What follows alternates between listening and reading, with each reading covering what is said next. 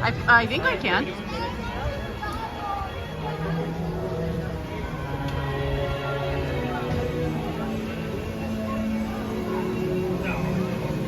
You're sure you're okay going on it? Okay.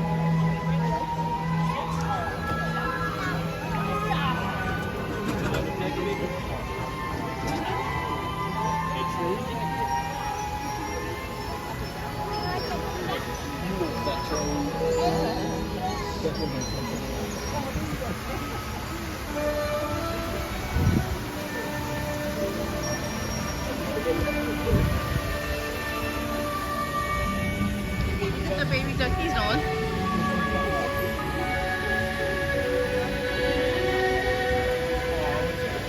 What do you say? I'm having a good time. I'm so happy.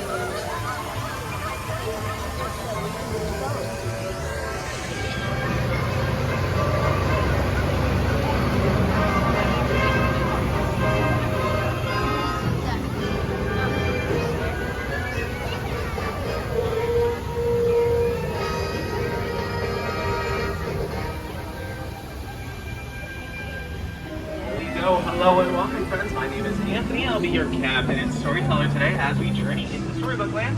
Just a quick little reminder for your safety, if we could please remain seated with our hands, arms, feet, and legs inside our boat at all times.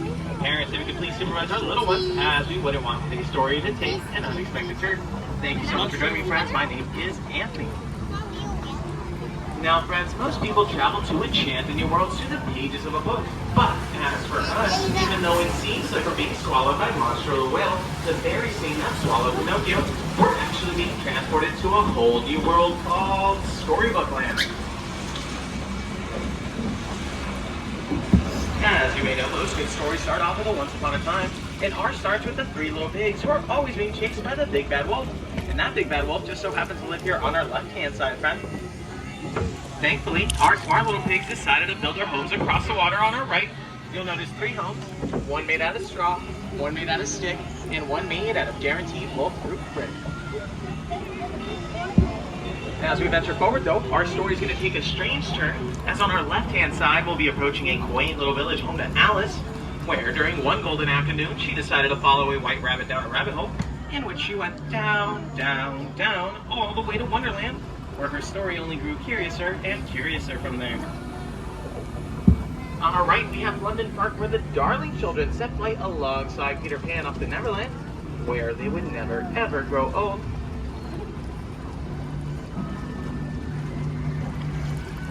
And now in front of us will be the city of Agrabah, where a street rat named Aladdin bumped into Princess Jasmine in the marketplace and stole her heart. Now, even though these two are from completely different worlds, thanks to the power of love and a little help from our friend Genie, these two live happily ever after at Sultan's Palace. Speaking of which, though, the twinkling lights on our archways above represent the starry night in which Aladdin and Jasmine soared over, sideways, and under during their magical carpet ride to a whole new world.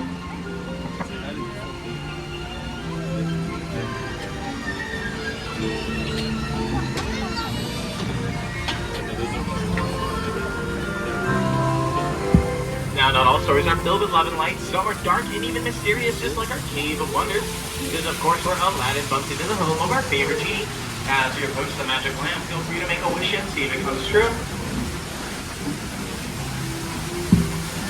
Snow White had wished for protection against the evil queen, and luckily for her, she stumbled across this cozy little cottage on our right-hand side, home to the 7 dwarfs, who seem to be working at the mines today.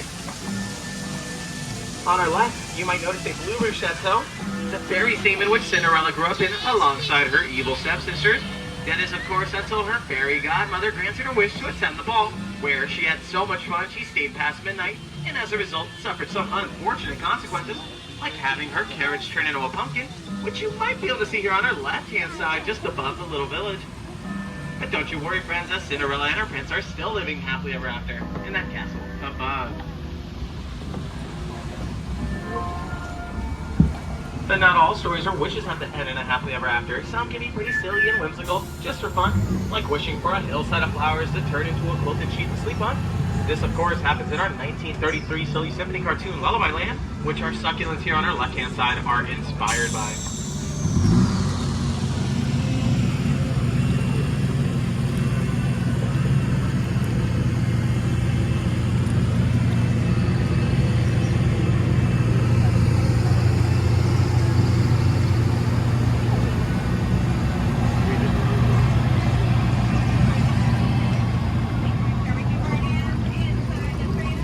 Now past this bridge here on our left-hand side, we'll be approaching Toad Manor, home to the fabulous Mr. Toad. But it seems like he's not home right now. Rumor has it he's somewhere off in Fantasyland on a wild ride, leading to nowhere in particular. Now friends, before we approach the Kingdom of Arendelle, we do have a couple little guests up ahead. If we could please keep our hands inside our boat, as, you know, you never know with our friendly geese. But on our left-hand side, we'll have the Kingdom of Arendelle, with its castle at bay, ship at anchor, and icy palace right from the mountaintop. Here, Sisters Anna and Elsa met their funny frozen friends, Kristoff, Olaf, and Sven.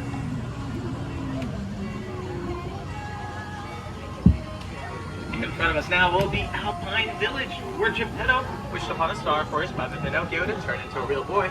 That wish would finally be granted after Pinocchio rescued him from the belly of Monstro.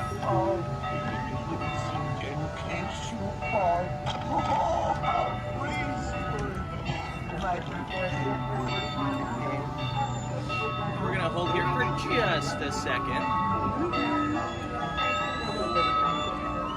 Our friend Flora here is gonna visit the Kingdom of Atlantica, which we'll see in just a second. You like this? Yeah.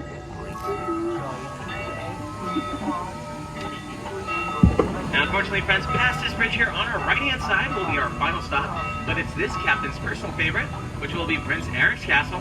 This is, of course, the very same castle in which he met our lovely Little Mermaid Ariel.